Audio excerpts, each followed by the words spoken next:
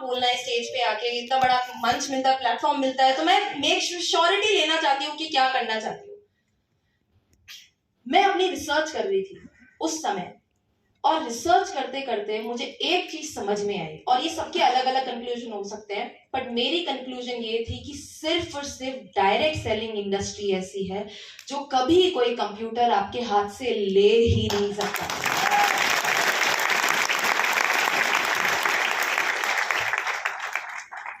क्यों नहीं ले सकता? आपने तालियां तो बजा दी, मैंने फैक्ट भी बता दिया, पर ये तो मेरा कंक्लूजन है, जानना चाहिए ना रीजन। यस वो वेरी गुड, वेरी गुड। बताओ। देखिए, दो चीजें होती है लाइफ में, दो चीजें होती है जो सेंस बनाती है, जो और दूसरी चीज होती है जो सेंस नहीं बनाती है। एक चीज होती है लॉजिकल, दूसरी चीज होती है इलॉजिकल। समझ में आ रहा है?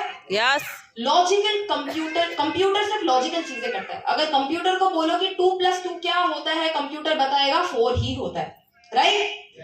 पर बिजनेस हमेशा इमोशन से होता है, और इमोशंस हमेशा इलॉजिकल होते हैं। आपको पता नहीं होता कि क्यों ऐसा इंसान सोच रहा है, इसलिए वो इलॉजिकल बन जाते हैं। इमोशंस कभी लॉजिकल होते ही नहीं है। तो जब कोई चीज लॉजिक से होती ही नहीं है, कैसे कभी कोई कंप्यूटर आपकी डायरेक्ट सेलिंग की जॉब आपके हाथ से ले लेगा? सोचने वाली बात है कि नहीं है? डायरेक्ट सेलिंग का जो नींव है ना, जो ग्राउंड है, जो बेसिस है, वो यही है कि जब तक आप मेरे से बात नहीं करोगे, मैं आपसे बात नहीं करूंगी, हम लोग एक कॉमन कंक्लूजन पे नहीं पहुंचेंगे, तब तक डायरेक्ट सेलिंग हो ही नहीं सकती। इसलिए कभी कोई कंप्यूटर डायरेक्ट सेलिंग ले ही नहीं सकता। जब मुझे ये चीज समझ में आई, तब मैंने डिसाइड किया कि बेटा अंजलि, तू रुक जा, आने वाले 5 सालों में तो तेरे को डायरेक्ट सेलिंग ही करनी पड़ेगी, ऐसा। फिर भी मैंने अपने आप को क्या बोला, आने वाले 5 साल, फिर भी मैं अपने आप को 5 साल का गैप दे रही थी। फिर ऐसा क्या हुआ कि 1 साल में डिसीजन बना लिया, नौकरी छोड़ दी और डायरेक्ट सेलिंग चालू कर दी, आरसीएम में आ गई। क्या हुआ? क्या हुआ? बताओ बताओ बताओ।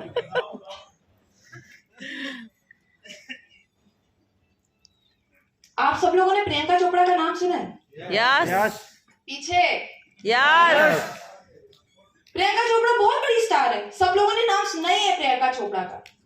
प्रियंका चोपड़ा की मैं पर्सनल पीआर हुआ करती थी उस समय, पर्सनल पीआर रिप्रेजेंटेटिव हुआ करती थी मैं। वो अमेरिका में अभी ज्यादा काम कर रही है, तो अमेरिका में उसका पर्सनल पीआर अलग है, पर इंडिया का पीआर मैं हैंडल करती थी उसका। मैं आपको एग्जैक्टली 1 साल पहले की बात बता रही हूँ। आप लोग सर्च कर सकते हैं, गूगल सर्च कर सकते हैं कि मैं सच बोल रही हूँ झूठ बोल रही हूँ, क्या कोई ना कोई तो वीडियो देखोगे अगर उससे एग्जैक्टली 1 साल पहले की, तो कहीं ना कहीं तो भागती भी दिखूंगी मैं आपको, इतनी सच बात बोल रही हूँ। प्रियंका चोपड़ा 1 मार्च 2023, अभी 24 चल रहा है ना? यस हाँ, 2023 को इंडिया आई थी एक प्रोडक्ट लॉन्च के लिए। 1 मार्च 2023 एक प्रियंका चोपड़ा आई थी और प्रोडक्ट लॉन्च करने के लिए आई हुई थी अमेरिका से।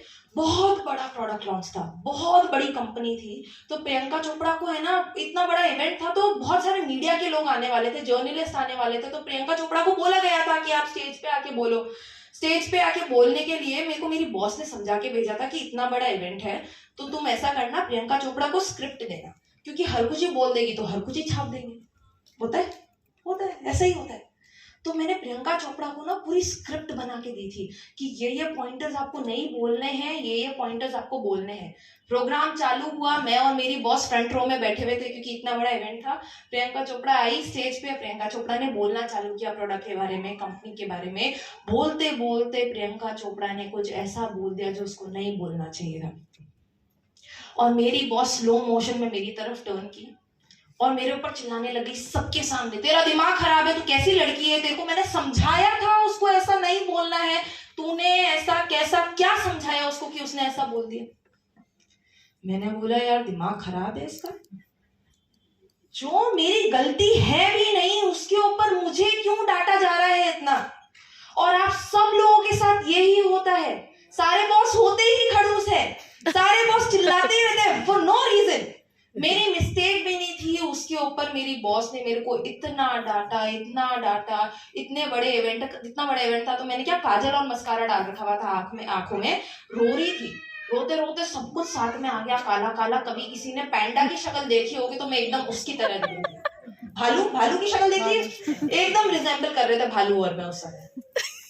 इतनी बुरी हालत कर दी थी। मैंने खाना भी नहीं खाया, इवेंट खत्म हुआ, मैं किसी रेस्टोरेंट में गई खाना खाने, और मैंने रोते रोते 12 o'clock के आसपास पापा को फोन किया। रोते रोते मैं बोल रही हूँ, पापा मैं क्यों कर रही हूँ, मेरे को बिल्कुल भी अच्छा नहीं लग रहा है।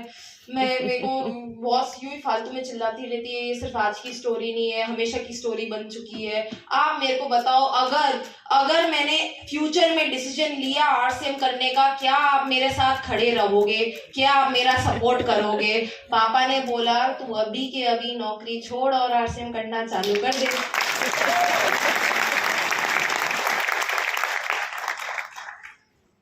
मैंने ऐसा बोल तो दिया।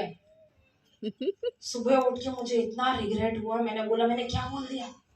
मैं रेडी हूँ आरसीएम करने के लिए, मैं तो रेडी नहीं हूँ, मुझे तो नफरत है आरसीएम से, मैं कैसे करूँ आरसीएम?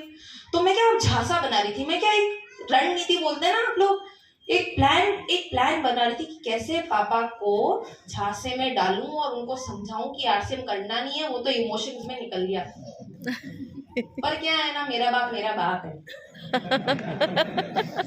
एक कदम आगे ही रहते मेरे से हमेशा। सुबह जब मैं ये सारी प्लान बना रही थी तब मेरे को पापा का फोन आ गया और पापा ने बोला कि अरे बेटा, तूने है ना रात में बोला था तू आरसीएम करेगी। मैंने बोला हाँ पापा, बोला तो था आरसीएम करूंगी। मैं कुछ बोलती उससे पहले पापा ने बोला अच्छा तो सुन, 17 मार्च को मेरी नाला सुपारा में मीटिंग है, नाला सुपारा बॉम्बे में, नाला सुपारा में मीटिंग है, तो ऐसा कर तू भी आ जा। आप लोगों को भी ऐसे लगे आएगा?